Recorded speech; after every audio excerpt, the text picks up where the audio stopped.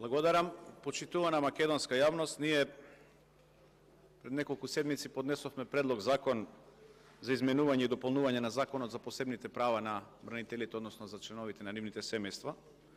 Тоа го направивме врз основа на член 71 став 1 од Уставот на Република Македонија и членовите 132, 137 и 170 од Деловникот на Собранието на Република Македонија. Законот го поднесовме по скратена постапка и на овој начин сакаме да исправиме една неправда која што е направена кон семејствата на загинатите припадници на безбедносните сили од конфликтот 2001, но и други конфликти. Имено станува збор за конфликт во законодавството кое што е настанато и ќе образложам како. Имаме ситуација каде за семејства на загинати бранители ја тужа државата, односно системот, кој што не е постапил по законите, ја тужа државата за обештетување, согласно Законот за облигациони односи, и тука ја добиваат таа тужба. Меѓутоа имате ситуација каде врз основа на Законот за посебните права на бранителите, односно на припадниците на безбедносните сили, истите такви тужби биваат отфрлени.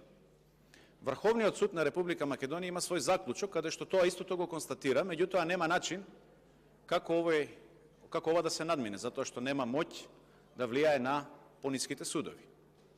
Станува збор за неколку семејства, значи на загинати припадници на безбедносните сили, и станува збор за обештетување, односно за плаќање на одредена сума на пари на луѓе кои што се инвалиди од конфликтот, без разлика дали е тоа 2001 или подоцна.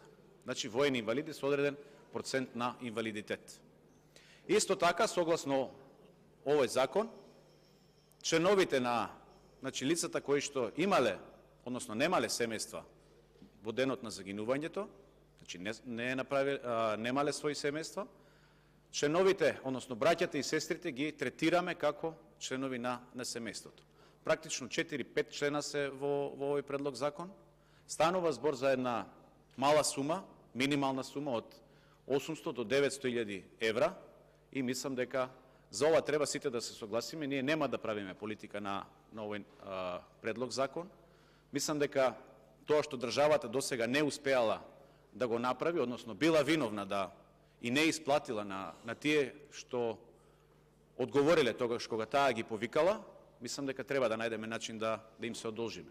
Ценам дека и парламентарното мнозинство мора денеска да даде поддршка за овој предлог закон, затоа што само на тој начин ќе докажат дека не се привезок на дуи. Благодарам.